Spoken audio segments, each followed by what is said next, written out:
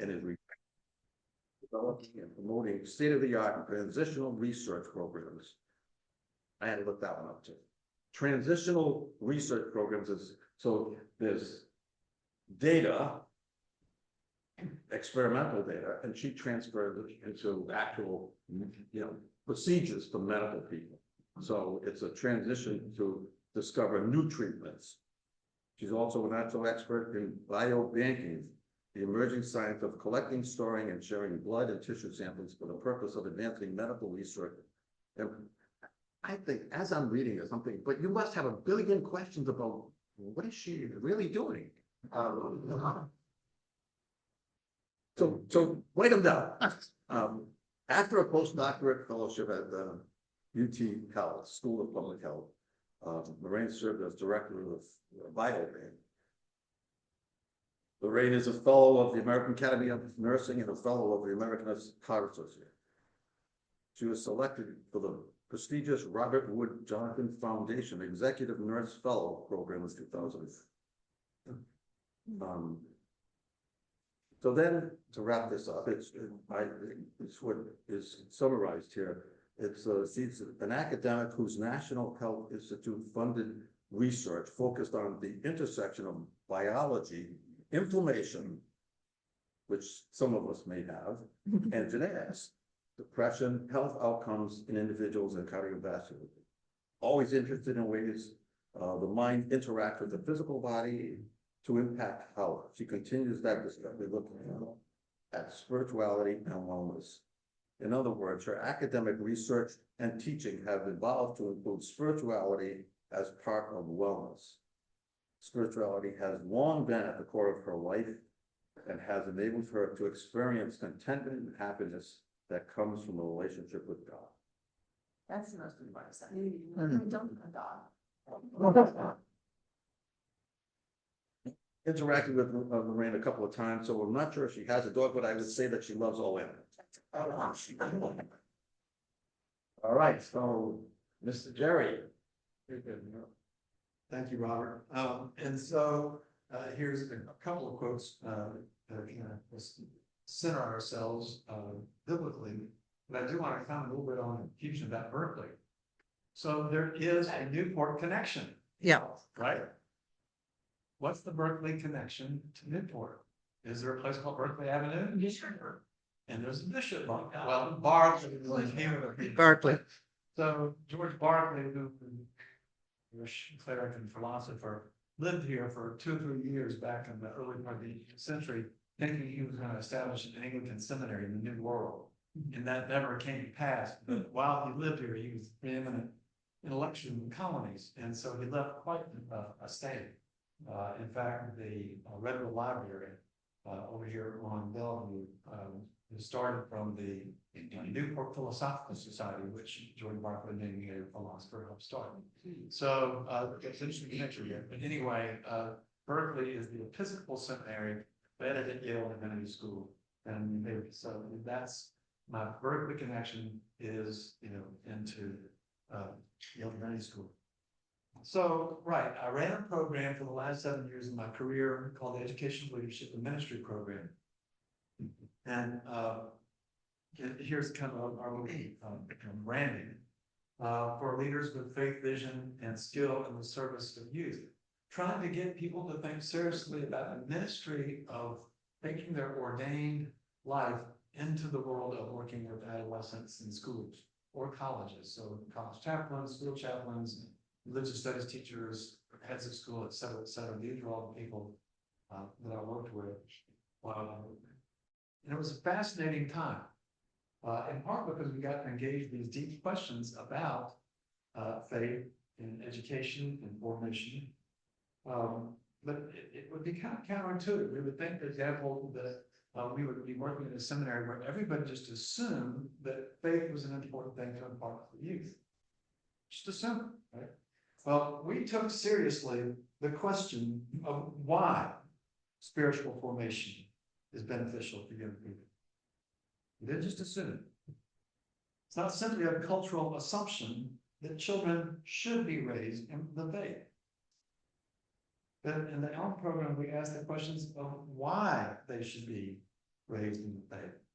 And then based on the understanding of that question, how should we do it?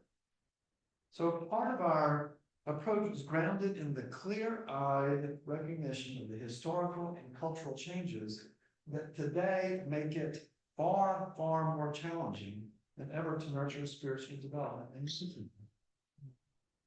For an increasing number of students, even those attending schools with some form of religion and mission, the reality is that many students have fairly little grounding in a particular denominational tradition, or even in religion in general.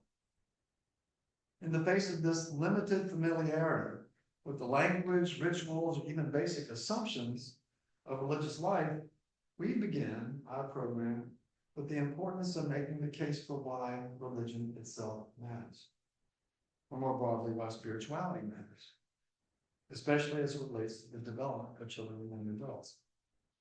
So for the purposes of our discussion tonight, I won't belabor the technical and philosophical differences between spirituality and religion. You've been discussing that at your dinner table. I'll only say, for the purposes of what I'm going to be doing here, that religion is the organized and communal practice of spirituality. We're just going to leave it at that for a moment.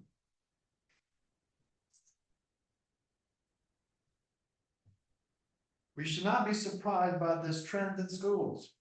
It reflects a broader national reality. We are all generally familiar with the declining number of people attending worship services these days. The Pew Research Center, which includes data on religion and public life in America, notes that from 2007 to 2021, that's only 14 years. From 2007 to 2021, the number of Americans, in this particular case of this church, identifying as Christian dropped from 78 to 63%. That's a 19% decline in just 7 years. At the same time, the number of Americans identifying as not religious at all grew from 16% to 29%. That is an 81% increase. This is what researchers are now calling the rise of the nuns. And for those who do as religion, their attendance in regular worship service is also declining. This is not a new trend. It is building on decades of decline in both mainline and evangelical Protestant churches, Catholic churches, and Jewish congregations. So, I would pose to my students in the room here, how are we to think about the role of religious and spiritual formation in schools in light of a changing culture where the basic assumption of religious affiliation isn't a given? So part of the answer to that question is to develop a better understanding of the intrinsic significance of spirituality and religiosity in the healthy development of young people. So in this discussion, I had my students read a study, and the cover on the far left there is not the best image. Read a study called Hardwired to Connect, the new scientific case for authoritative communities. 2003 report for the Commission on Children at Risk. We are by now all too familiar with the news headlines that young people are struggling with emotional and mental health challenges at what healthcare providers see as epidemic proportions. Levels of anxiety, stress, depression, and self-harm. And these trend lines have not declined and released. In fact, they continue to rise since the 2003 report that was cited. Today, suicide is the third leading cause of death in adolescence. Let that sink in. Today, suicide is the third leading cause of death in adolescence. In Hardwired to Connect, the Commission for Children at Risk argued that too often, however, these mental health issues are treated pharmacologically rather than environmentally. Or more pointedly, they are treated more symptomatically than from a preventative perspective. So the study asked, what are the qualities of a healthier environment for the flourishing of young people? A major part of their answer was the model of what the Commission called an authoritative community. not to be confused with an authoritarian community, right? The authoritative community is defined, we have the definition here, as groups of people who are committed to one another over time and who model and pass on at least part of what it means to be a good person and to lead a good life. And such communities, the commission pointed out, have been in decline in America for several decades. I will add here that this study is part of a larger national conversation, and it was published at about the same time as another groundbreaking work that made a far bigger splash both in health and social science students. In 2000, Harvard sociologist Robert Putnam published Bowling Alone, The Collapse and Revival of American Community, a comprehensive, data-rich study of the decline in American society of voluntary civic associations, whether in religious organizations or in secular organizations, such as Rotary for adults or Boy Scouts or Girl Scouts for youth. You know, over here, the graph shows that the peak of participation in scouting occurred in 1972, and it has dropped by half in the succeeding time. The common element here, of course, is that community associations that offer a strong sense of connection and a common purpose, perhaps even, especially in the case of the scouting world, a shared moral code. Any of you who are Boy Scouts or Girl Scouts, you know your pledge, and it includes a moral code. Authoritative communities can be broad, as in the adage, it takes a village to raise a child. They can also be more localized, as in schools and faith institutions.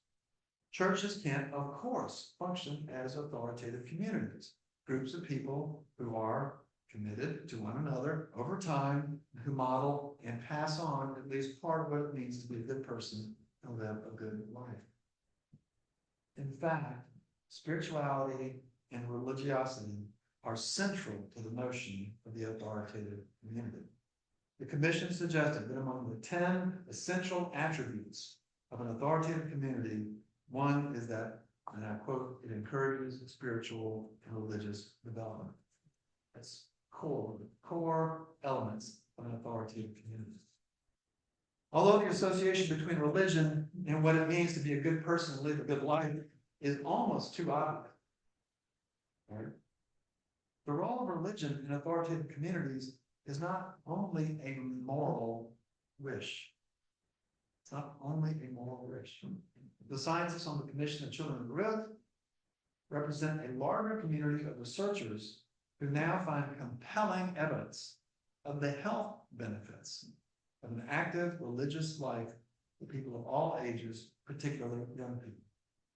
Study after study have found young people with a strong religious or spiritual grounding have a number of positive health outcomes, both psycho-emotional and physical. Research findings observed that regular religious observation in youth positively correlates with enhanced coping skills, self-esteem, and strong parent-child relations, and negatively correlates with substance abuse, delinquency, and self-harm. In its adolescent development resource, the American Psychological Association puts it this way: adolescents who are hungry for meaning benefit from positive role models, explicit discussion of moral values, and a community in which there are activities structured around pro-social values, including religious values. It's important to emphasize that these are data-driven observations, not moral or political assertions. And it is also important for us to distinguish between the claims of causation and correlation. Between causation and correlation. Identifying direct cause and effect between measurable spiritual behaviors and beliefs and measurable health outcomes may lie beyond the scope of what scientific research can achieve, particularly the social sciences. But correlation is very, very strong. So how do we account for this relationship between spirituality and health, particularly in young people? One answer already referenced here is the direct messaging of pro-social values and ethical principles associated with religious and spiritual development. But another part of the answer is evident in the title of the Commission's report, Hardwired to Connect. Developmental psychology has made enormous strides in understanding how we grow as human beings, from infancy through old age. As Hardwired to Connect points out, the connection between spiritual development and overall well-being is grounded in the innate nature of the human need to seek connection. No man is an island, the English poet and cleric John Donne said over 4 centuries ago. And over the past century, scientists have been able to explain the biological and psychological basis of that spiritual truth. Our innate need to connect, which begins with infants' attachment to parents, right? And other caregivers is a need that never ends. Over time, it matures into a desire for connection with significant others, such as friends and romantic partners, onto larger realities, from one sense of community to a transcendent understanding of the spiritual realm, that which is greater than ourselves.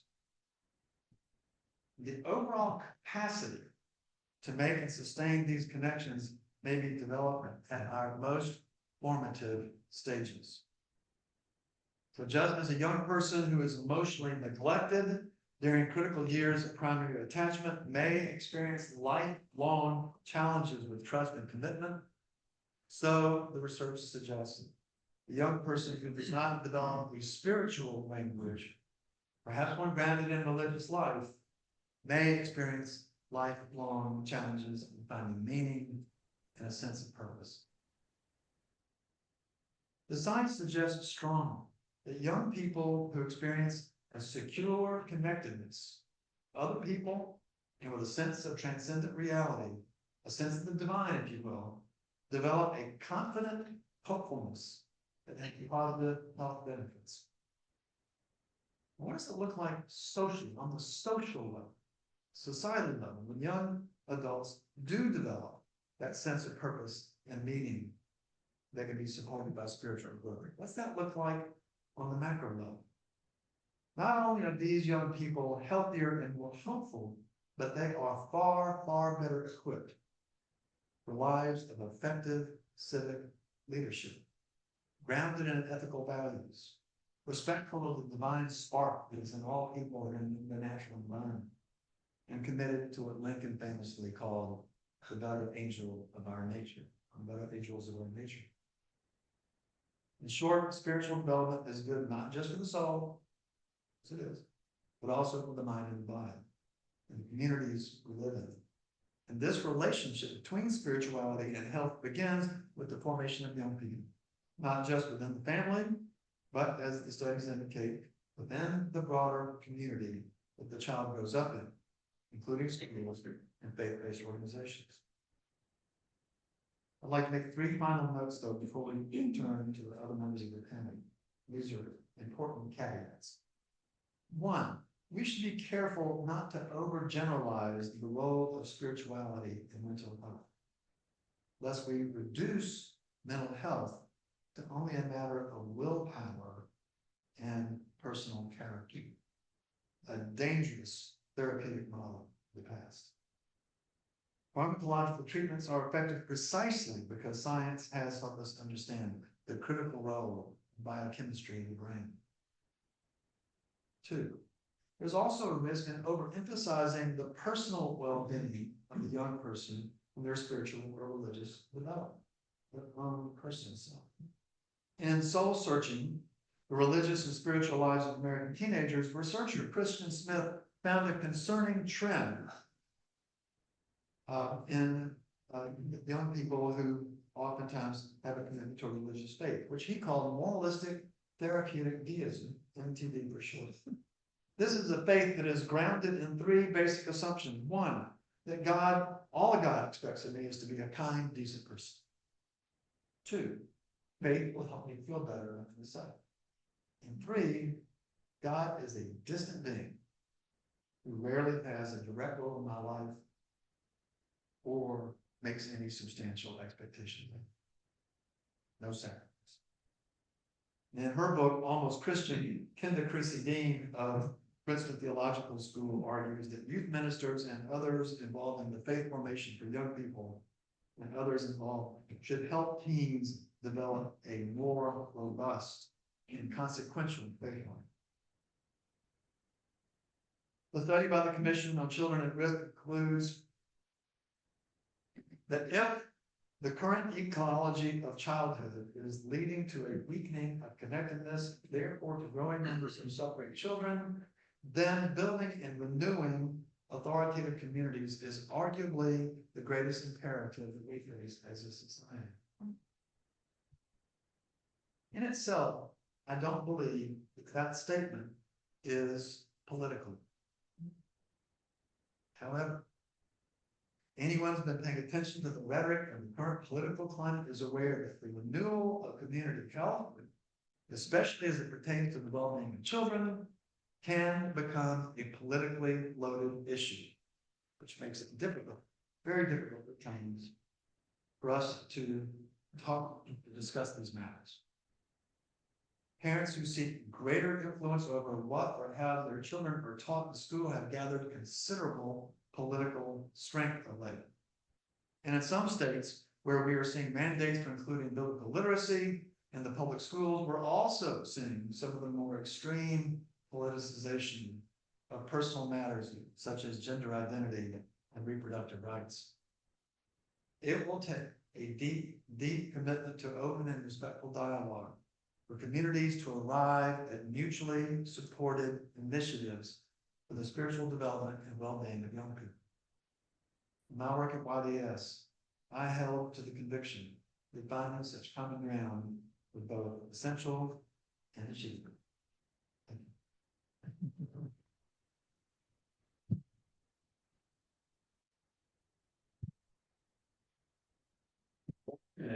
Without question or thought over what Jerry just said, write it down and then go again his discussion. So just think about what maybe or you said anything. I actually got a couple of questions. We'll wait around. That moves first, you know. Okay. He wants us to hold them though, I think, Oh. until the end, right? Okay, You wanna. she has some. It's a thing. But, We'll hold on to the, yeah. Yeah, let's do it then, because we could easily run out of time. Mhm. all right. Dr. Phil. Well, this, first stating miles, and one step further about being part of the faith community. This is my faith community. This is what helps power me. This is what helps me be a person. Okay.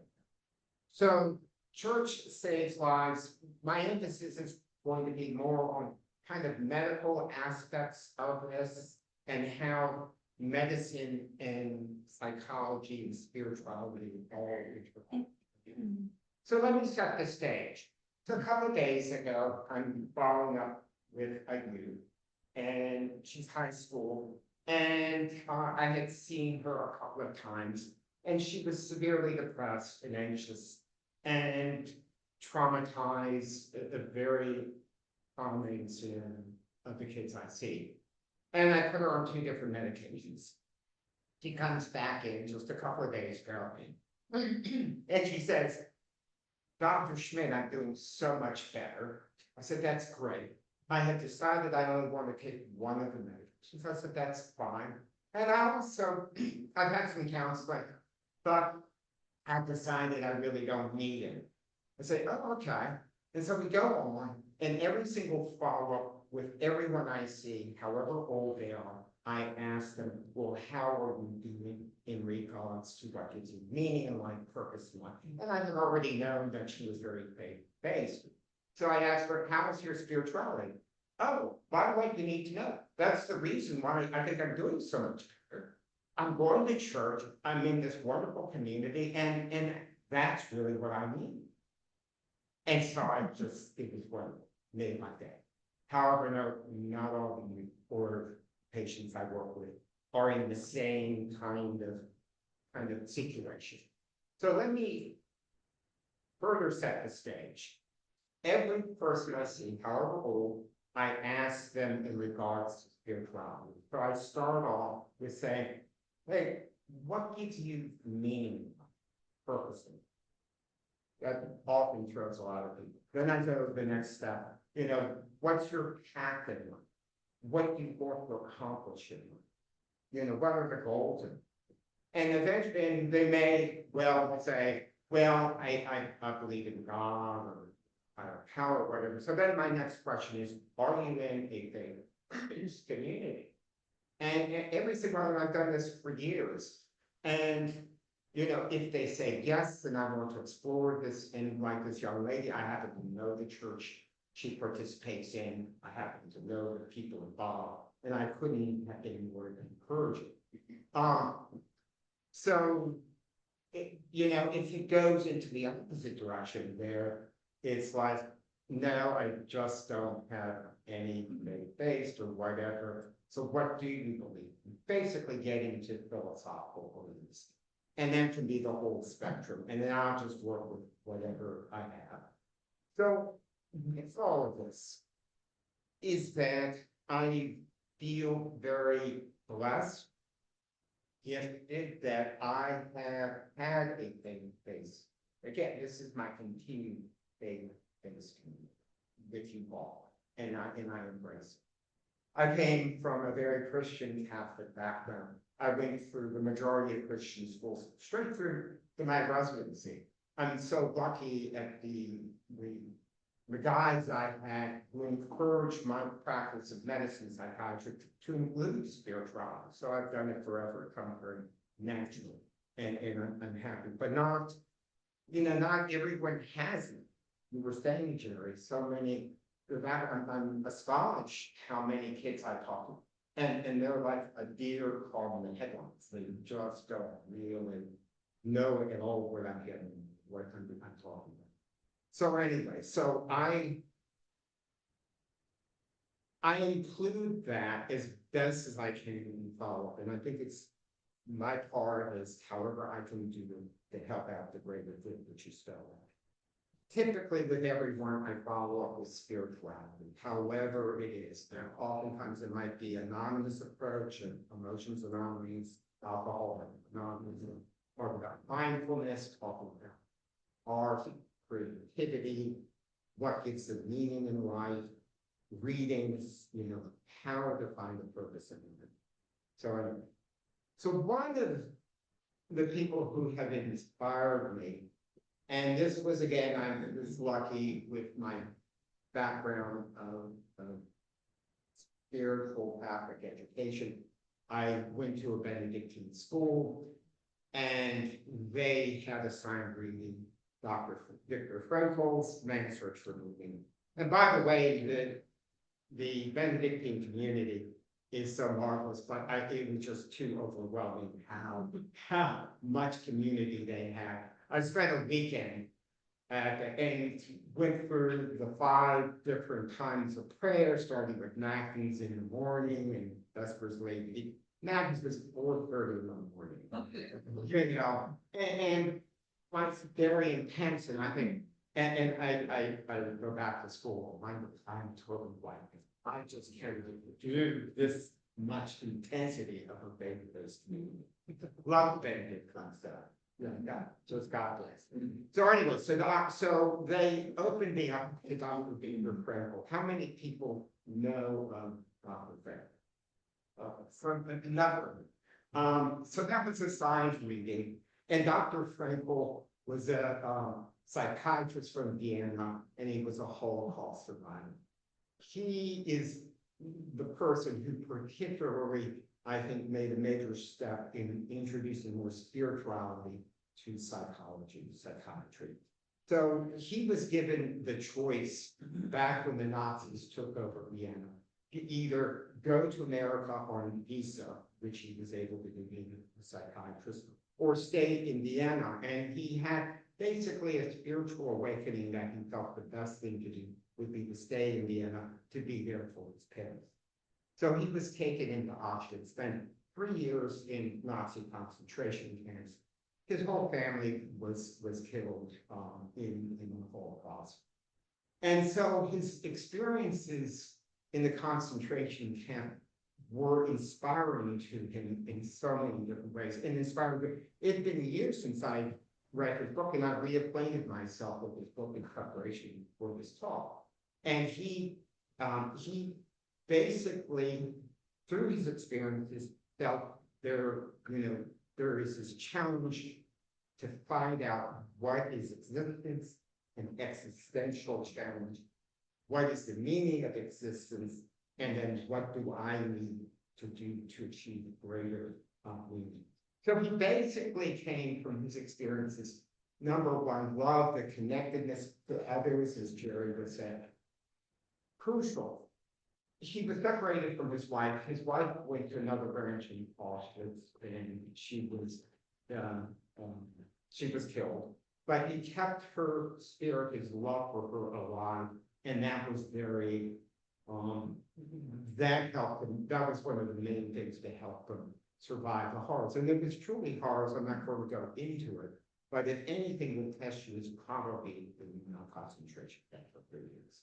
The second was his work, his dedication. He felt, if I can survive all of this and make notes over how people that I was with survive this, I want to go on and lecture about it and help others, particularly help people who could be despairing of their life circumstance. So that was very important. In the last, he came to the conclusion that courage, honor, dignity are one of the mainstays of dealing with life's adversities and pain and suffering, including death. And he was constantly confronted with death. In fact, when he arrived, 9 out of every 10 people were sent to for death. So anyway, so he discovered during the time in Auschwitz, he discovered this prayer, in Judaic prayer in Shema Israel, and it inspired him to continue on, and he further was inspired by his other prisoners. And again, this is a faith-based community he was in, not the usual sense of the word. And he felt that this was so inspirational and helped him through that he deepened his spirituality and he deepened his belief in God. And he writes about this. And again, I think this book should be a mainstay of anyone looking at mental health, or just it's still assigned reading, but I've been told it's no longer assigned reading. So anyway, so that's the shit. And I'm going to read a quote from him, from his book, Man's Search for Meaning, which was published in 1946 after he was released from concentration camp. The religious interest of prisoners, as far and as soon as it developed, was the most sincere imagined. The depth, rigor, religious belief often surprised and moved a new life. Most impressive in this connection were the improvised fairs of service in the corner of a hut or in the darkness of a locked cattle trough to which they were being brought back from distant worksite, tired, hungry, frozen, in ragged clothing. So this man draws strength from it, and he basically comes down to the conclusion that so many of the people he was with, many were very decent people, but unfortunately the majority he felt were not decent. He felt some of the guards were very decent. There would be guards that would pay out a good bit of money to buy medicines for the prisoners. But there were prisoners who basically could sell their mother's bulletin or anything to be able to survive. And he said those people actually survived. It was the people who were the more decent ones, quote unquote, using his terms, that didn't survive. And it was just one of those facts. So anyway, all of this leads to, another inspirational figure in psychology, Dr. Mark Sullivan, and he has written voluminously in regards to wellness, combined with spirituality. And you focused on your work with flourishing. He wrote the book Flourish. And in his book, he comes to the conclusion, and this is basically partly, a spiritual kind of background that he has drawn from many traditions throughout the world, Eastern, Indian, Greco-Roman traditions, and basically feels there are 5 main attributes of well-being, which he kind of had the mnemonic PERMA. So positive emotional regard, engagement, relationships, what is the meaning in life, and accomplishment. So it kind of goes along the same lines as Dr. Franklin. And we don't have time to go into how he expounds on this, but he says there's ways to encourage and develop all of these. So looking back on, working with other patients. So I saw a patient, again, within the last couple of days, exact opposite of the first patient. Followed this patient for years, basically absolutely no sense of meaning in his life, feels life is worthless, nihilistic, he's in pain, suffering, and all he wants to do is die. And countless times brought up to encourage him in regards to the philosophical. Absolutely, we've gotten to the point he does not want to die. So these are the challenges. And then I have all sorts of patients who fall in between those two extremes. But it is a challenge, and I think, reflecting on what you were saying, I think there is much more of a challenge than there was certainly when I was growing up in the community. And again, following up on stats that you had, 1998, according to the University of Chicago survey, 62% of people felt religion was very important. That plummeted in 2023 to 31%. Patriotism, per the slide, plummeted. The importance of having children plummeted. The importance of the community involvement, all of this reflects the same stats that you were talking. In the same thing in regards to the nursing health study, going up 40% over what, a 15-year period, increase wishing to die, thoughts of how killing yourself, and 38% increase of roughly depression. The Washington Post a number of months ago published an article that 4 out of every 10 youth, these are high school youth, have thought that life was worthless, they had no hope, and they felt there was no reason to live. That's 4 out of every 10. And I know this, I work with these kids.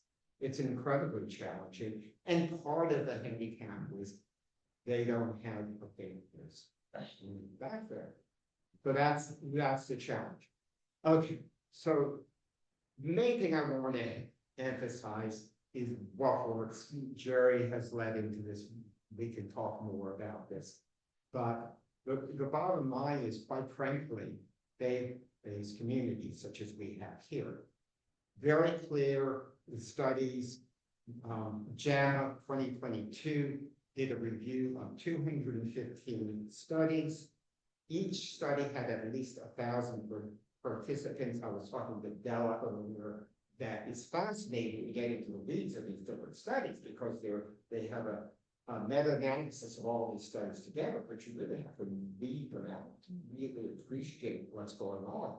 And they basically said, you know, you go to a faith-based community weekly, this is the benefits. Longer life, less depression, better cardiovascular health, better sense of purpose in life, meaning in life, happiness in life, and marital good. But one of the, you know, separating out one of these studies, it was 10% divorce rate of people who were going to regular faith-based community services. So that's pretty dramatic. People will argue divorce rate 50%, 40% others. Anyway, so really kind of more ending on we really want to switch more to the sciences and the connection between the brain and spirituality. So it's fascinating, you study the brain. If you want to be in awe, just more you understand or try to understand the brain, and it's you cannot understand it the more we level, the more it doesn't make sense. We can't box it into you know, a computer model or box it into other things. So this is a picture of just one neuron, and it has over 4,000 axons coming off, rather 5,000. Can you imagine that, just thinking of ourselves, and we have 2 arms and 2 legs, and that's enough? This is, it boggles the mind. So, so in any case, there are 86 billion neurons on the average we have, quadrillion synapses, and each synapses again can, you know, have multiples of switching points that they go to. And so basically in a community, it's that we are kind of like these neurons with connectedness to each other. And one of the challenges is to increase the number of synaptic connections on them. And how do we do that? You know, how do we reach out to others? How do we connect others to the community? How do we provide support? How do we serve others? How do we give meaning to others? Self-worth, and basically attendance, because I think these studies are based upon weekly attendance at some things to be for us, it's Emmanuel Church. So anyway, so let me end with a quote. So this is from Hebrews. And let us consider how to store up one another to love and good works, and not neglecting to meet together as in the habit of some, but encouraging one another, and all the more as you can see the day drawing near. And another quote, for I know the plans I have for you, declares the Lord, plans to prosper you and not to harm you, plans to give you hope and a future. Jeremiah. So kind of in summary, and these, by the way, slides also have interviews with, you know, my 2 idols, Dr. Frankel, Dr. Sullivan, and they're kind of 45-minute kind of interviews of them. But I think in some, I was getting back to the personal level, I find sustenance power in my connection with the man. First, my challenge I have found is how to reach out to others, and it's tricky because you cannot fall apart. Oh, by the way, you need to come. You have no idea how many patients I saw just today that I was tempted to invite them to Emmanuel Church meetings. And I did mention the one, some of them, and they said, "Oh my gosh, you're talking about Dr. Frankel. He is my idol. You can't believe how much his writings have inspired me." Let me get, and I didn't mention where I was talking about, just it's tricky. and let me know how your thought goes. And so there. So appreciate you all.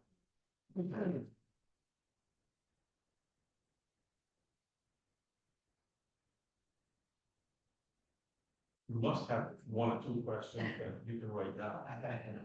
Yeah, or observation even. There was so much stuff that is incredible. Just commit to do it. Think about what's in her, that just a little bit. You know, Jump down, turn that on. Turn it off.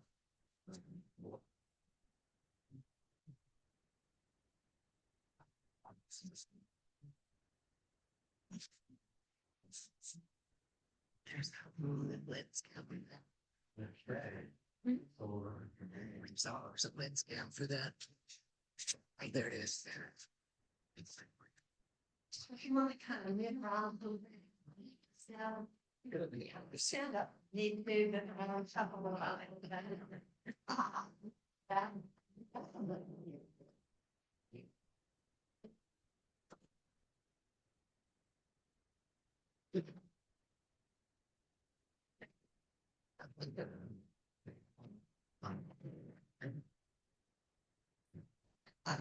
Oh, come on, Ash. She is gone.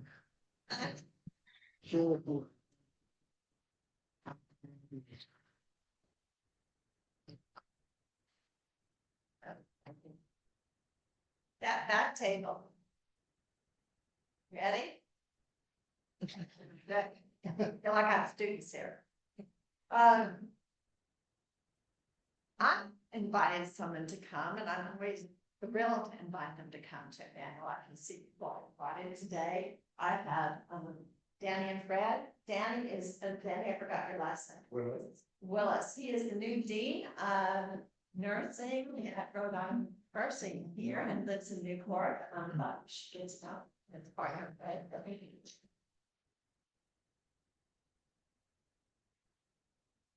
I don't see the patients so I can easily.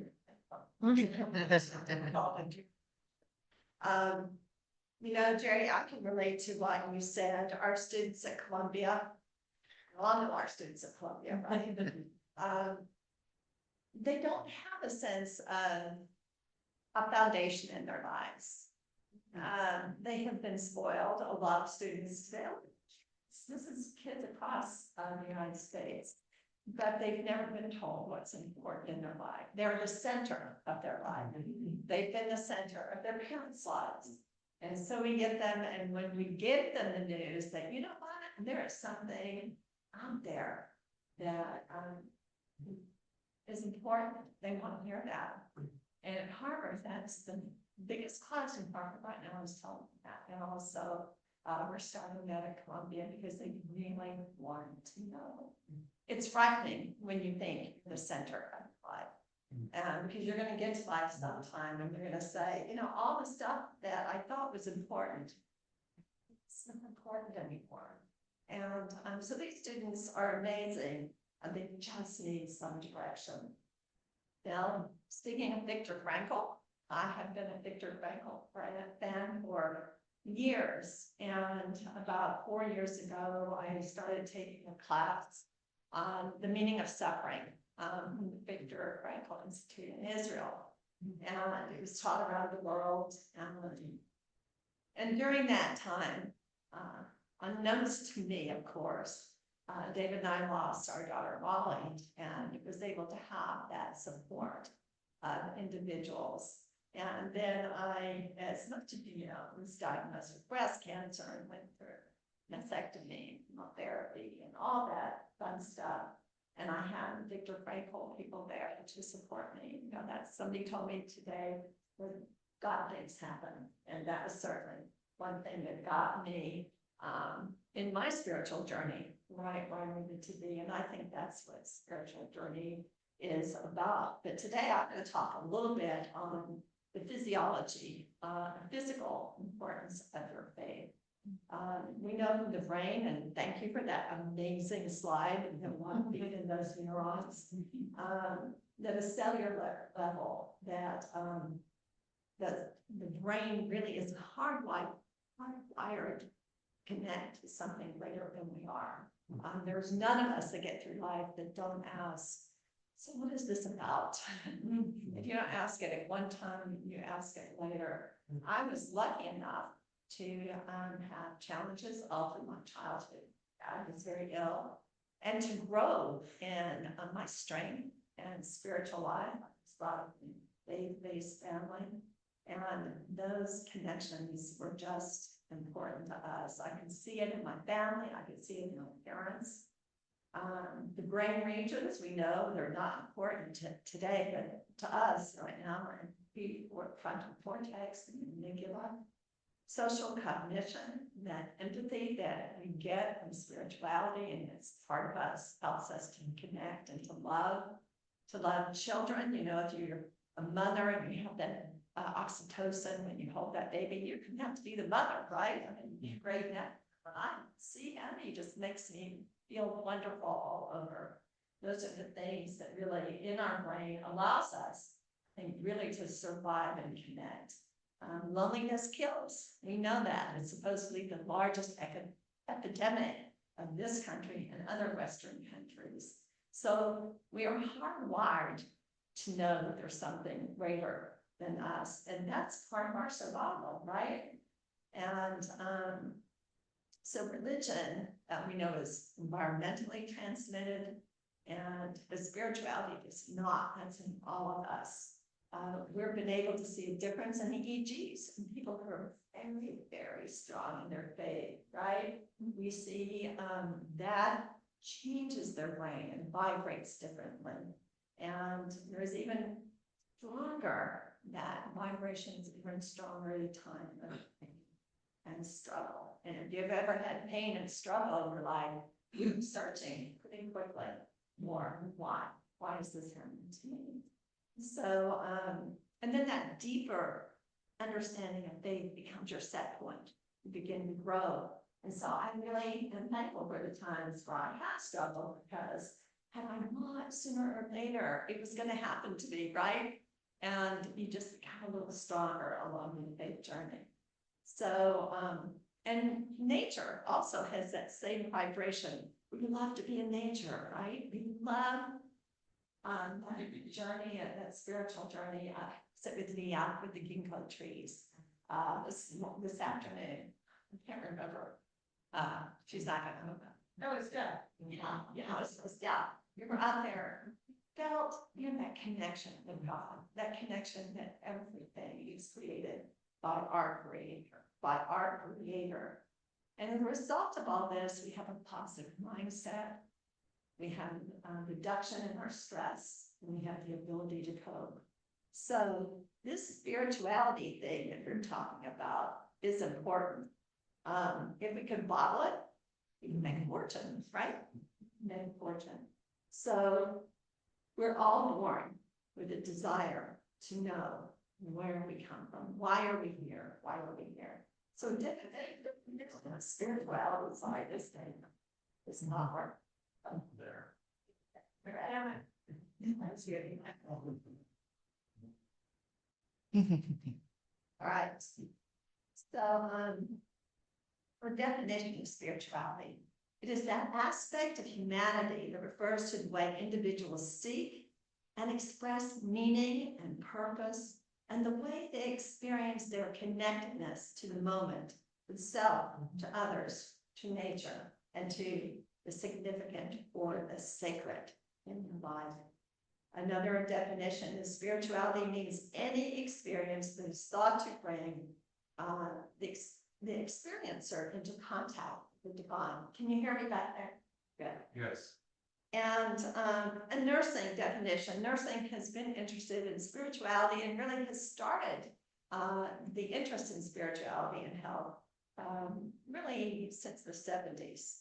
The spiritual dimension that nursing suggests tries to be in harmony with the universe, to strive for answers about the infinite, and comes into focus when the person faces emotional stress, physical illness, or death. So I have the privilege to work with Lisa Miller, a teacher's colleague at Columbia, who has written The Awakened Brain. If you're interested in spirituality, I highly recommend this book. We're an interesting team. She is Jewish and has really looked at the evidence of spirituality in her life, and it's just been a treasure to work with. She sees it as a broad concept in general, which includes a sense of connection to something bigger than ourselves, and it typically involves a sort of meaning in your life. So, as such, it's a universal experience, a universal human experience, something that touches all of us. People may describe a spiritual experience as a sacred or transcendence, or simply a deep sense of aliveness and interconnection. And we have all felt that in our lives. My notes are like, and I'm not students. Okay.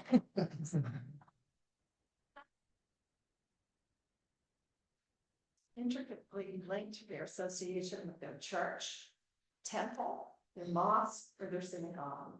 And others may pray or find comfort in a personal relationship with God or that higher power. Still others seek meaning through their connections to nature or to art or life. Like our sense of purpose, personal definition of spirituality may change throughout your life, adapting to your own experiences and relationships. So we see religion and spirituality is a little different.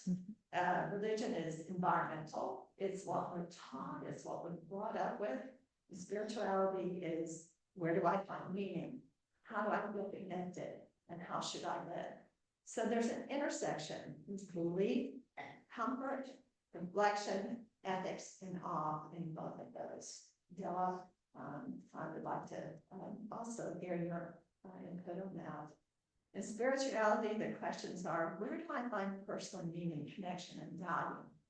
In religion, the question is, what is true? What is right? And what is wrong? And for me, personally, my spiritual life has been in my church. A young age, I realized that God left me as a person and changed my life entirely. And I'm always grateful for that. It's hard for me to talk about sometimes. That's why I don't sing in the choir. I get somebody who's about the music. It's really why I don't sing. And spiritual beliefs play a significant role.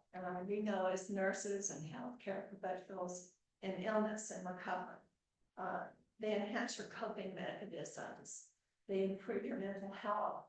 As Bill said, you have better health outcomes. We know that you live longer, you're less stressed, and you have less substance abuse. You know, young people that grow up in faith-based homes have less addiction.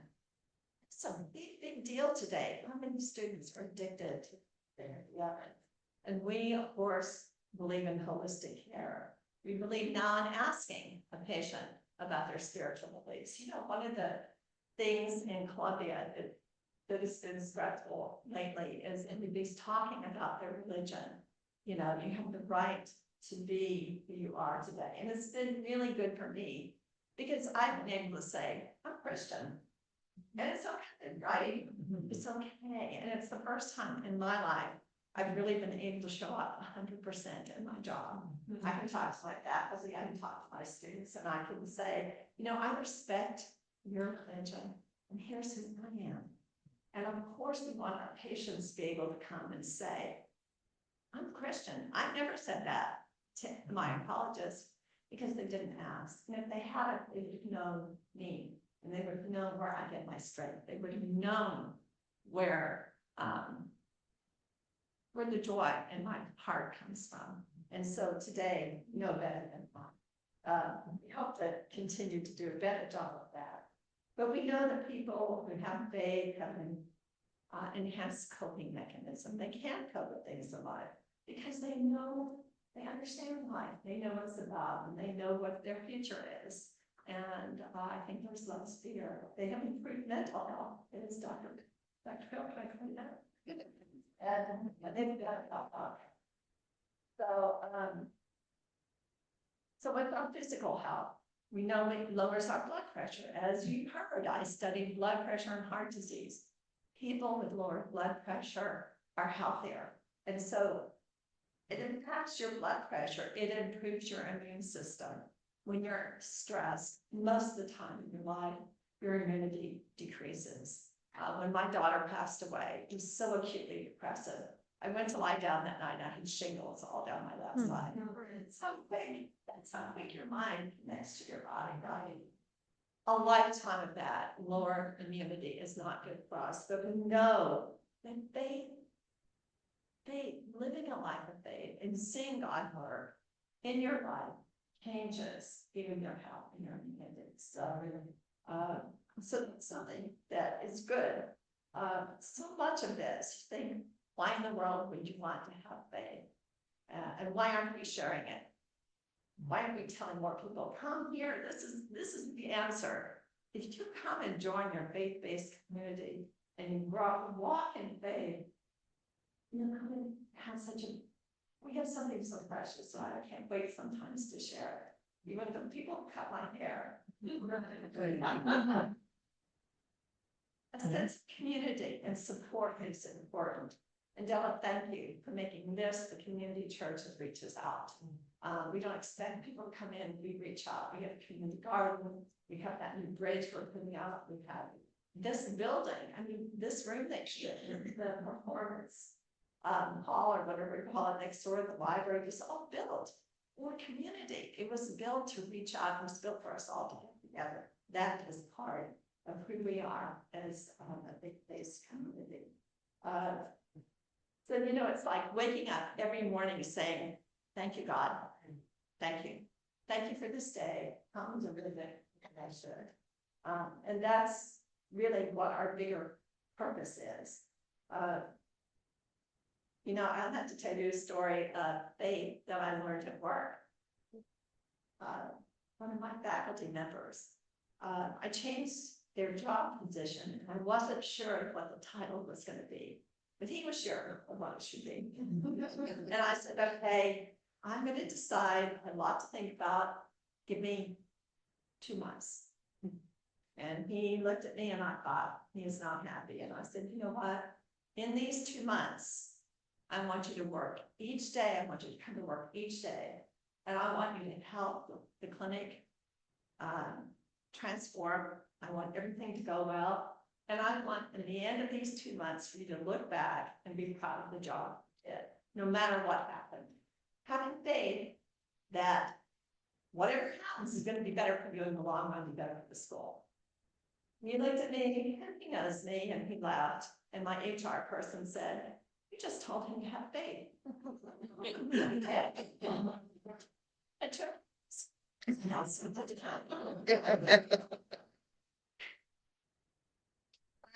stuff up. So faith is just not believing things are going to work out in 2 months, 2 years, or a lifetime. It's living what they do. It's so you need to live the way Steve. I should have told you his name. It's a great guy, but he to get that good title. For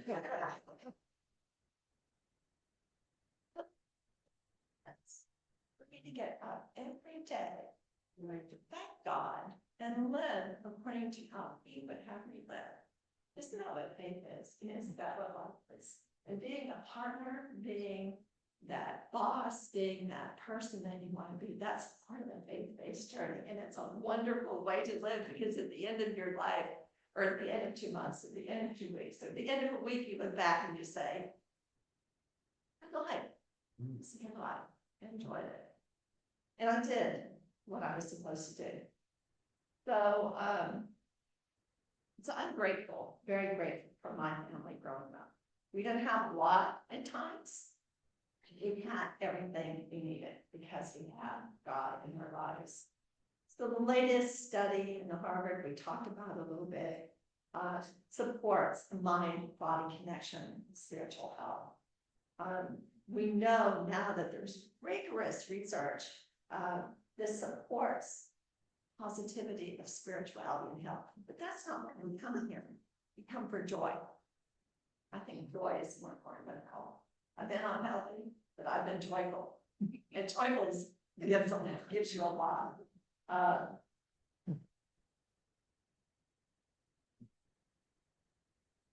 So they noted that for healthy people, not for just unhealthy, but for healthy people, Spiritual community participation as exemplified by religious service attendance is associated with healthier lives, including longer lives, less depression, less suicide, less addiction. And for many patients, spirituality is important and influences key outcomes in illness, such as the quality of life and the medical care decisions. So it has protective benefits also as we live our lives. So spirituality in serious illness and health is also important, as it is in both ways. The other thing I want to talk about is walking in the Spirit. You walk in the Spirit. You hear people say that. If you don't go to church, that means you connect to God every day. And so that involves cultivating practices in your life, like waking up in the morning and saying, God, help me today to live my life the way I should. And it causes you also to be connected to see those God moments in your life. And if you begin to see them, those serendipity things, you will be amazed how much they happen. In fact, they can even happen in a dream. And I'll have to share a dream that I had. I dreamt that my mother and my father and Molly to me, all three of them, I thought, okay, it was just as real as they showed up in my real life. And have you ever been sometimes in your life when you think, okay, Mom, you know, even though they're gone, you think, you hear them saying you should be doing this or you should be doing that, and think, oh, yes, I know. Well, they came to me and they said, you need to live your life every day the way you want to live it. Life is such a gift. It is such a gift. We understand that more now than we ever have. And we understand that it is your gift. Every day is your gift. And you are to live it. And I looked up and there was a pair of beautiful shoes. Beautiful shoes down there that I'm supposed to put these on. I thought, hey, I woke up. Every day is such a gift for all of us. And I decided to get a pair of lovely shoes.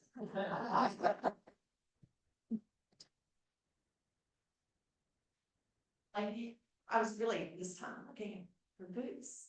And she bought me a pair and I said, those are the ugliest boots. And I'm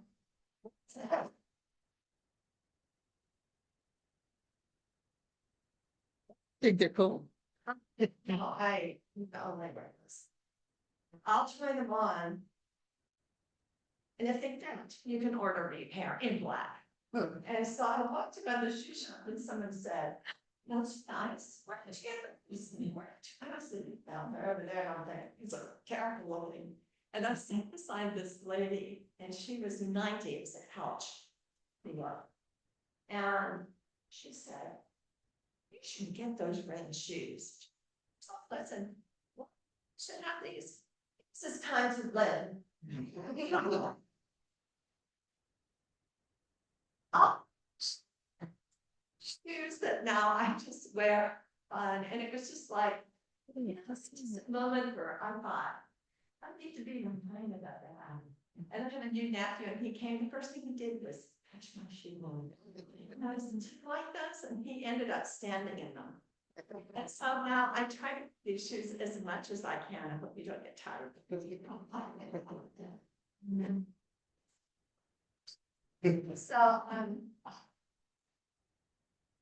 So they do have God moments. If you just pay attention to life, attention to things that happen to you, and then God entering your life each and every day. I remember one time in Oklahoma, I drive Molly to school for the deaf, and I hit this highway and hit a turn. And David's grandfather said one day, I was talking to him, and I said, why do people flash their lights on the freeway? He said, that means watch out. Watch out. Something's ahead of you. So that morning, I started the next morning on the freeway, and someone was flashing their lights. I slowed down, and there's a couch right around the bend, all across the things. I thought, things seem to happen just when they need to happen. Listen for those things. Some other things that you can do is meditation and mindfulness or prayer. I often spend time. I have a place at work, a chair, meditation chair where I sit. People think it's a dog bed, but I do have a dog. I don't. A community and shared practices. Engage in your community. Be at your church. Help us all grow this community. It's really, really important. As I said, if we had a pill, we could sell it. It's not for sale. It's free. If you understand God, you need to be here and you need to do the work in your community. Journaling, write every day. And rather than see yourself grow and write your dreams. Spend time in nature. God created nature. It's the created each of us. Enjoy it. And what a wonderful place to be in Rhode Island, right? We don't get to be here all the time because we're in Norfolk when we're here. Oh my gosh, it's beautiful. Engage in creative activities. Express your wonderful mind and all those neurons. Read. Be with Jere. Lots of books on my desk. Read and understand. Read the things that teach you about spirituality. Read the things that direct your life and the way you want to live. Borrow books from him, borrow them, and they don't want to buy them.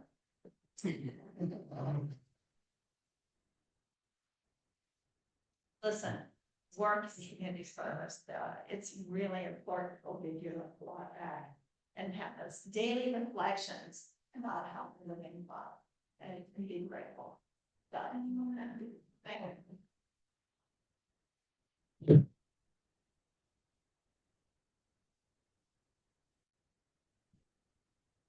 Wow. I'm overwhelmed. It was an unbelievable night so far. So I don't know if you have any questions, but I'll move on to ask. Raise your hand and move back to For Jere, if suicide is the third leading cause of death in teenagers or young people, what are the first two? Traffic accidents and homicides. Thank you. And Accidents and homicide, gun violence. And there's a question that the rates of suicide are actually higher than reported because some of these accidents may actually be suicide. So that's always been a kind of question. But an interesting note though, is that traffic accidents are actually on the decline with adolescents. In part because of, safer cars, in part because of, interventions and safety programs, but also because teens are driving less. It's a funny phenomenon past 10 years that the teens don't want to keep to the highway as much as they did when we were teens. And so there are fewer teens on the highway. Yeah. So, Jerry, I have two questions that are related. And so the first, my question is how are schools considered and also sports? So one of the big differences between now and when I was in school is I was going to church, but I wasn't playing soccer every day.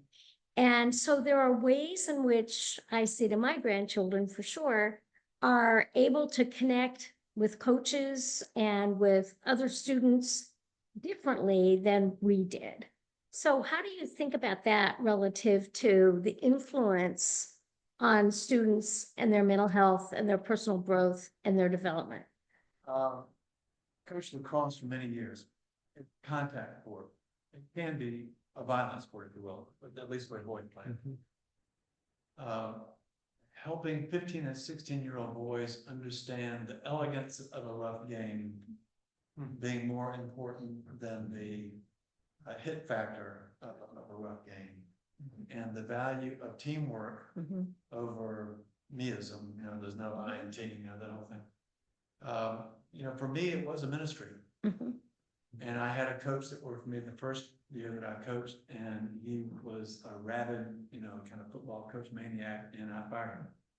Because the only message that he could give was hit harder, faster.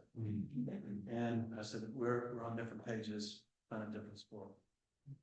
So it can be done, and good coaches do. One of the things that schools struggle with today is, can they afford to have on their faculty people who also coach? And the reason that's important is that if you are a faculty member and you get the overall educational mission of the school, then you're likely to bring that mission into your work as a coach. If you're a community coach who has no connection to the school itself, who knows what you're gonna get? So it's one of the challenges, especially in independent school education these days, of having, we call them triple threat, educator. Again, counsel, educate, and coach. And it can be done, it can be done well. The other observation I'll make about sports, though, is that that's part of the reason people don't go to church on Sunday. Well, There's practice, there's game. Yeah. The sacredness of the Sabbath It's- has been steadily eroded for a long, long time. In part because we're crazy busy these days, and here's this big juicy day off, sitting there looking at everybody's calendar. And so nature pours that vacuum and they fill it. So the bottom line is that the culture has not supported Right. the Sabbath. There it is. But can sports be a new form of spiritual support? I like to believe yes, too frequently no. Thank you. And You might all have perspectives, actually. so to add to that, I couldn't agree more. But, I say every single patient, every single day, I follow up in regards to where are you philosophically, spiritual. You know what the other question every single patient I ask every single day is? Do you pray a sport? Exercise, Yeah. motion. Yeah. Lots of studies, they're really underplayed by the pharmaceutical industry. But they have done really well-designed studies. There's one at Duke, about 2000, that compared solid dosing of Zoloft, which is a very powerful solid antidepressant medication, to exercise. Right. And actually, the two groups were equal, but in the long haul, the people who stuck with exercise did better than the movement Zoloft.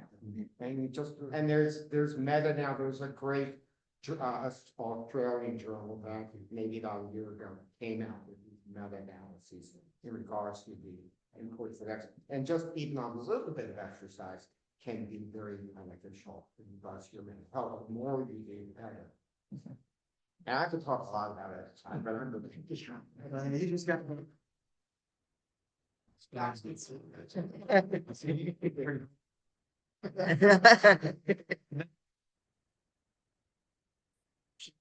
Sit your class long enough and you see Inside Out 2. This is a Pixar animated film about what goes on inside the mind of a kid. She happens to be a hockey player, and it is one of the most brilliant insights into what happens, especially around puberty. If you saw the first one, you know that Inside Out is a pretty remarkable way of analyzing emotions and values in adolescent development. This one was astonishing. I watched it on a lark on Monday, literally the day before yesterday, and it's in all the sports. It's really, really, really good. All right, thank you. Yeah. Question from back. Yes, I wonder how is that this disconnect between you and church? I was raised in a spiritual household, and I just not what it's not calling my church. I can show you pictures of when we had a big class with like 50 kids. This year we struggled to get 9 kids in the kids. And it almost breaks you out of five because it's like, what happened? It's parental. Is it the child did that? I met a lot of kids myself. It was a lot of times I'll get it. What happened if we get to class? Did it evolve all of a sudden? Was it a transition? Oh, what happened? Well, how do you see? How do we get the kids back into the fold of the church? One of the great business brains of the past half century, Peter Drucker, said that culture eats strategy for breakfast.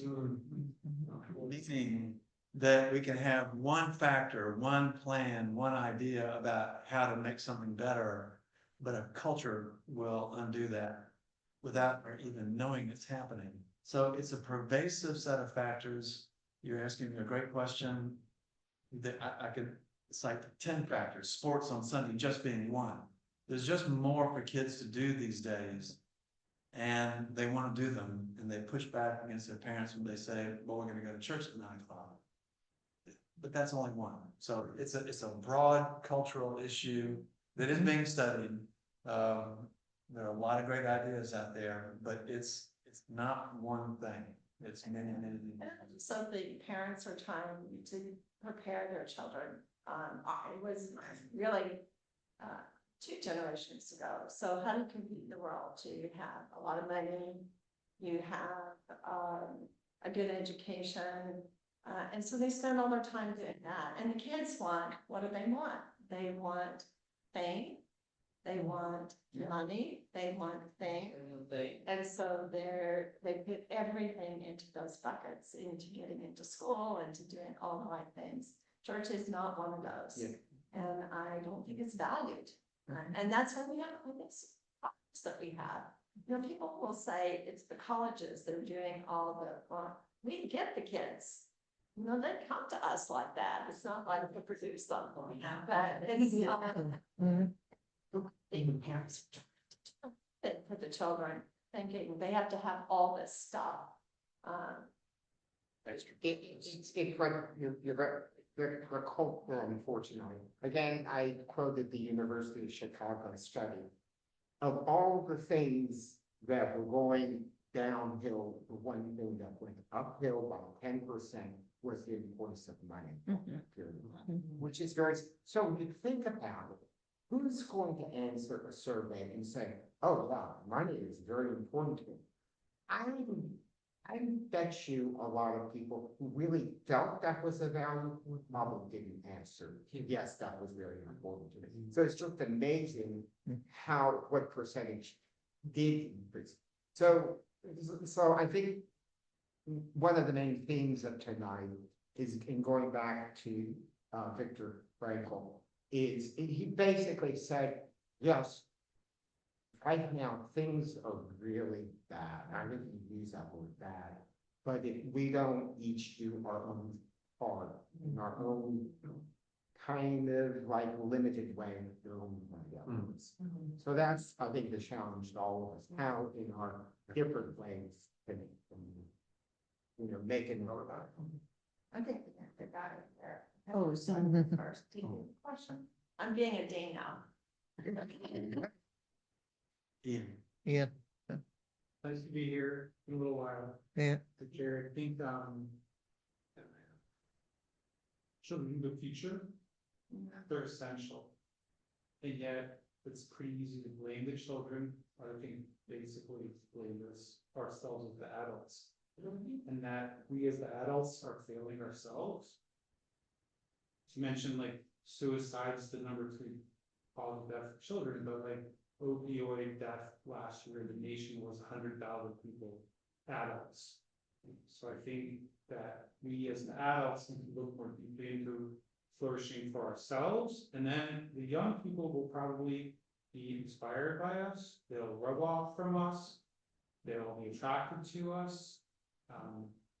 But to the degree that we're miserable, alienating other people, hurting,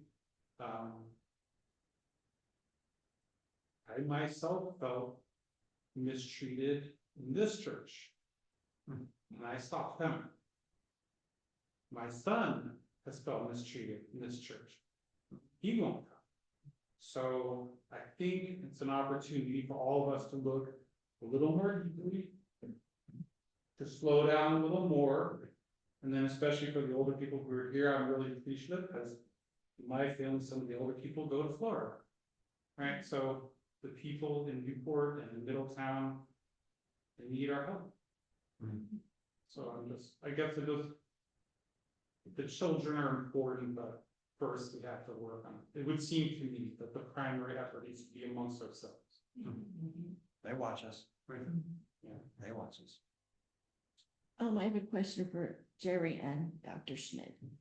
Is there an effort to try and get chaplains into public schools, or? In Florida, in fact, right now, that there is an initiative, getting chaplain, it's non something, right? Yeah. And so it's a recognition that chaplaincy skills and counseling skills are not the same thing.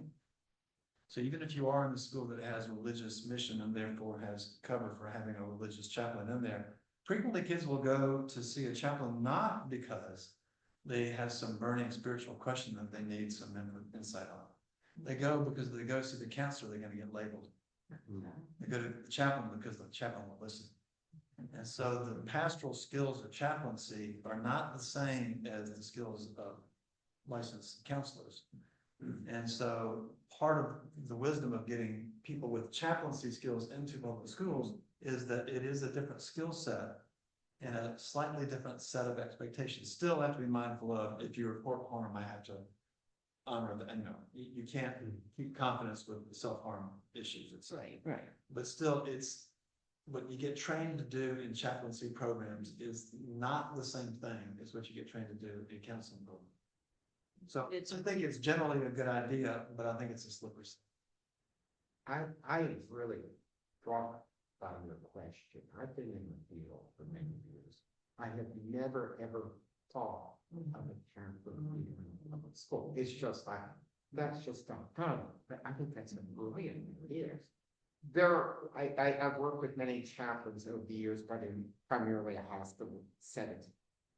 As Jerry was saying, it's different, and it is so marvelous, and I get educated by it. Part of the reason I start off with these questions, like, hey, tell me about yourself, tell me what meaning is in life, or what. That background is from my working with chaplains. They go really, they open things up, and then they really dig deep, and they're trained to really get into what's really important, and it's marvelous to watch chaplains at work. And there's a regular chaplain rotation if you do hospital, and they really touch lives like so many patients. With staff and everything, I don't know about your meds, Dr. Schmitt, I don't know about this, that, but the chaplain really touched my life. This is kind of like the story I had with the young, that was just a couple of days ago. Hey, Dr. Schmitt, it's kind of like, no disrespect to you, but I really find religion really the most important in my life. So I have never thought about that. I'd like to follow up more on this, and maybe there's something we can do with that. Oh, no, I would like to say at Columbia, we're going to take a class in spirituality. And there's a lot of interest in that. So we're starting that in September on teaching. Yeah, but I mean, like the public schools, the elementary and the high school, I mean, there's like a pushback to, keep the 10 Commandments off the, you know what I mean? So how hard is it to like try and get chaplains in there? I'm sure it has a lot to do with money. Ian, I had no idea what you shared with us. That took a lot of courage to deal with that. And I think being a faith-based community, we need to hear everything. We're kind of like a family. I had no idea I would have followed up. Ian is a dear friend of mine, and we've been friends for years, and I just did not know that. So I feel so bad, and I need it all. The most part, we shouldn't be throwing stones, right? But the first thing, I'm just glad to be here, know some of the people, right? So, I'm a retired naval officer, 24 years, 8 deployments. Came home 7 years ago, lost. My wife was leaving me, she divorced, came to church. Eventually I felt very uncomfortable here. I was told specifically by different people, I belong here. I left. So the first time was this kind of preaching to the choir, right? This is a very intense, like, church community, into a church community. And, some of the panelists talking about spiritual, I personally, even an experienced of Almighty every day, repeatedly through the day. So there's no question in my mind, but my father's an atheist. So to say that only spirituality is the only answer, I think, what about a panelist that says no, or someone said church saves, like, what about different churches that have been terrible and mistreated? But separate from all that, and not about myself, this point about chaplains in school is I went to the Naval Academy in Annapolis, and in the fleet there were chaplains, and so one of the things would be how to have a chaplaincy who have a ministry of caring but not of converting. So I think one of the problems, we currently cannot run our public schools well. I offer, and my son went through Rogers, so, and they're really trying, but we can't even run the public schools the way that they are. So to add this new incredibly, most likely partisan, painful, divisive thing would be hard to do. Right. But we don't have the skill set to, outside of the services, not at all, but the services are very specialized in terms of treating the chaplain, notably here on the base. So Phil, if you care to really work on that, I could get you connected into the base and we could talk about what they do. But in my experience as a warrior, the chaplains understood that they were there to meet the service women, servicemen, where they were as people, and not to convert them to whatever thing there was. And I think that's part of the fear, is that you're gonna have an imam in 3rd grade who's gonna be saying, I don't know why I picked imam, but whatever, rabbi or something, and that's not my belief, and how dare you. But I think that's hard. Most Americans would struggle with that conversation. Talk about Oklahoma, and just to your point, they are now, the governor, and now they're mandating that they study the Bible, have Bibles in every classroom. And of course, there are parents that are, beside themselves about this, because it's like, well, okay, what are you going to teach? How are you going to teach it? So I mean, you open up a whole can of worms with, the chaplain thing is a little more, more fuzzy. So I think that would be as a panic counseling situation. But anyway, but I understand the motivation. No, it's well, anyways, it's a version of the Bible. But anyway, so of course, the thing, the Supreme Court, they're fighting it, and it's a mess. It is a mess. So to follow up with it about chaplaincy, it is a whole separate field, and yes, they are trained not to, go for conversion. They're simply trained to encourage people to think through, again, what's meaningful and what's purposeful in life. There is such commonality we have through all sorts of religions of the world, and yes, it's kind of a faith-based meaning that I support. So I caught some, you'll love this. So how many people know Dr. Klein? Dr. Klein is working at Newport Hospital. He's a psychiatrist, and he used to head up Newport Mental Health, where I'm working now. He's a dear friend of mine. So I invited him here. He's so wise. And when I first was orienting to Newport Hospital, I followed along with Dr. Klein. Do you know what he recommended for his patients to read? Man search for meaning. So I said, you need to come. I'm happy. So he said, I wish I could, Phil, but tonight I'm observing the continuation of Sukkot, the Judaic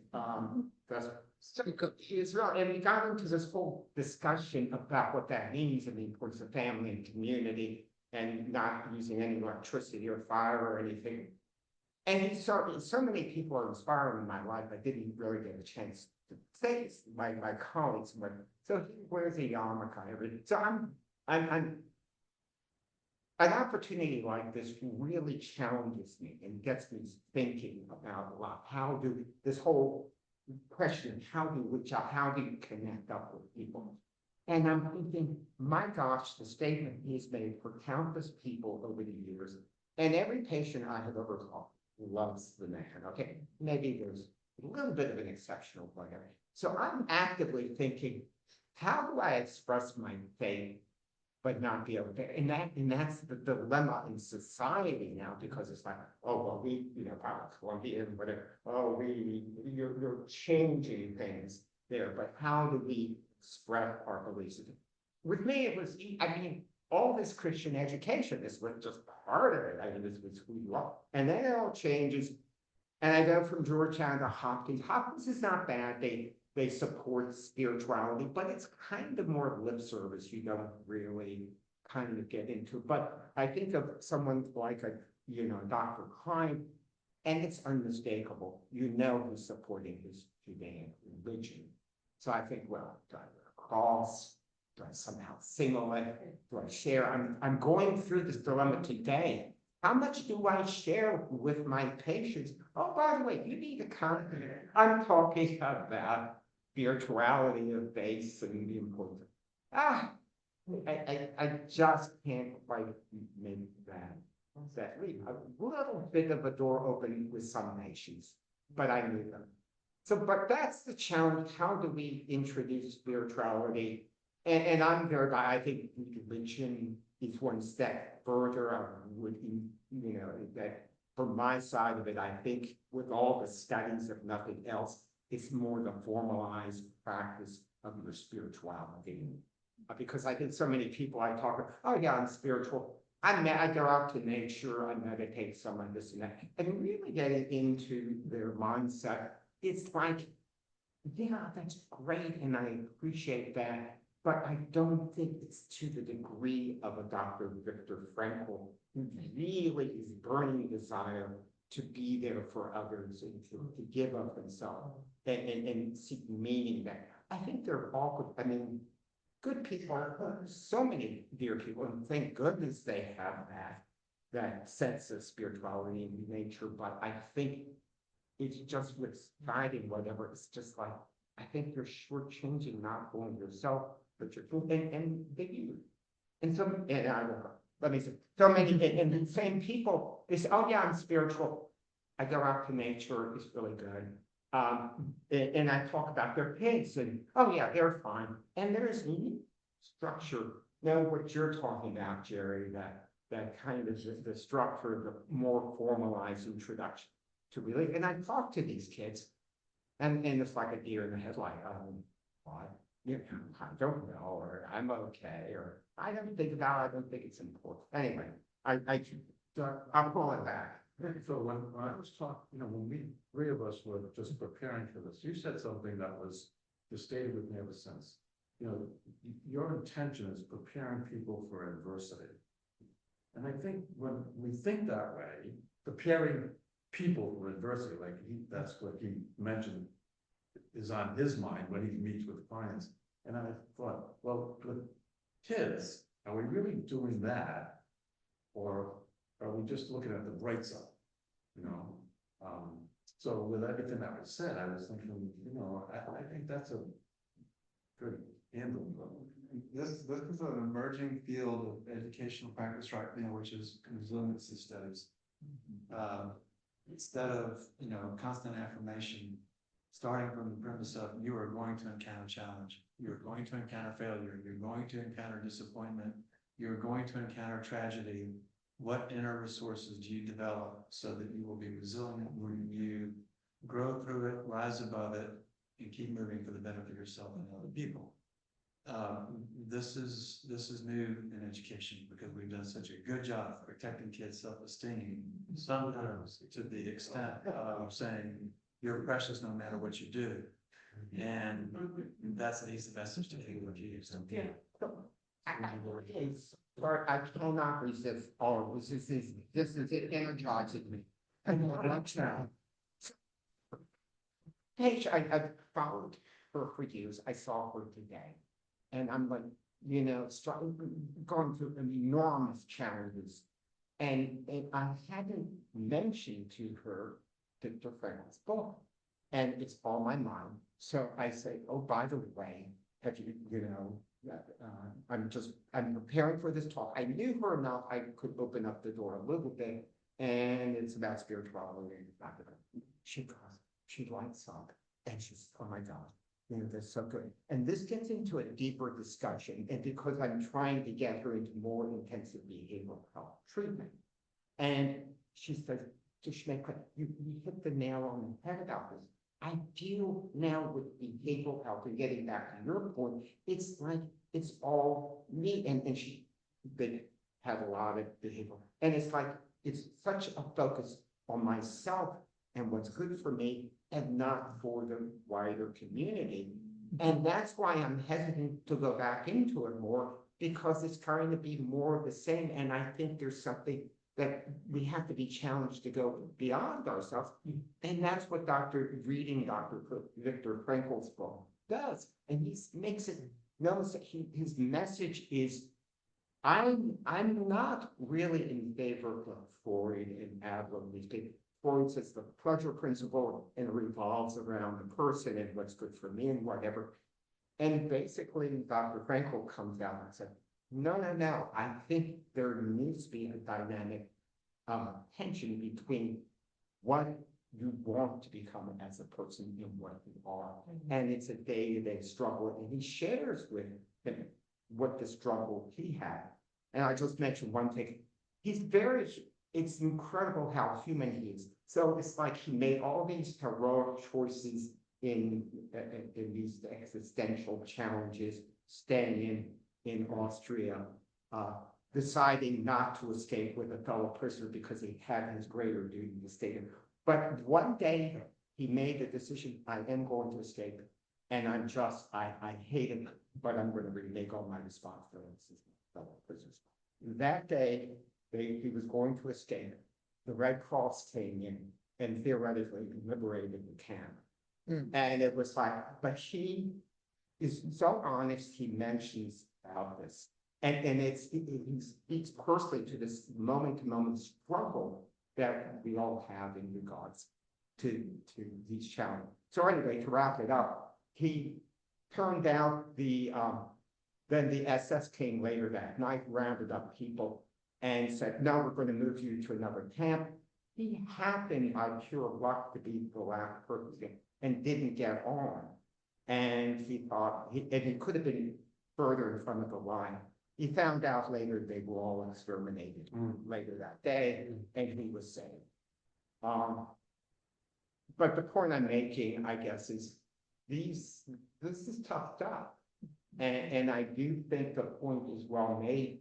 What's this balance between, loving ourselves and loving something? But the other thing that I think we need people to live that tough stuff, to live it. People see it in you. Your children see it in you. You're not talking to them. They're seeing your life. That makes a difference. We're doing a Viktor Frankl panel, an interview from Jerusalem in the upcoming months. I'll be part of that discussion to really talk about that. So what does it mean to live it day to day? And I think if we all want to really bring people into the faith community, they've got to see it in your life. They don't need to hear it from you. They can just say, so what's different about you? So, if you do that mindfulness, what you're doing, how can I do that? And then you share, it's much more than that. It's prayer. It's really taking that faith journey. That's what we can do. And I think that's a tough journey. But all the major religions all say the one thing we need to do is to let go. So how do you let go? So I think about that a lot. Let go every day, let go. And then every night say, thank you, God. And now I'm in your hands. Go to sleep tonight. But every day is another opportunity for us to let go of our lives, right? And if we did that, wouldn't it be amazing if we just thought, I was reading something the other day about an example of somebody carrying. I've got so much to carry. How do I go on? My shoulders are tired. Well, the only thing we should be carrying is carrying on. Carry on. But know that I am lifting the joint. I am lifting those burdens. And I think that takes a lot of thought and courage. And well, I hope everyone has been strengthened by tonight.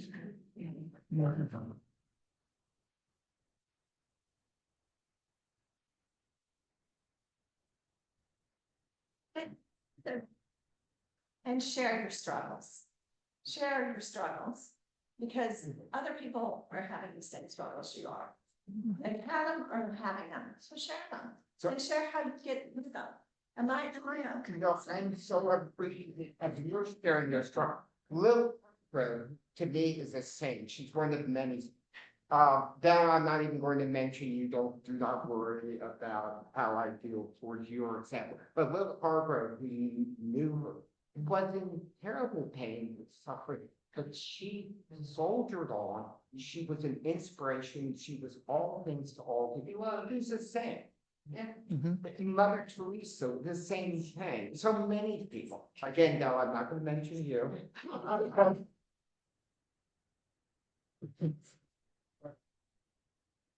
That's their email, if I ask him any questions or any resources that you need, it's jerrywells1@gmail.com. You see it when it gets just distributed, so thank you very much for that.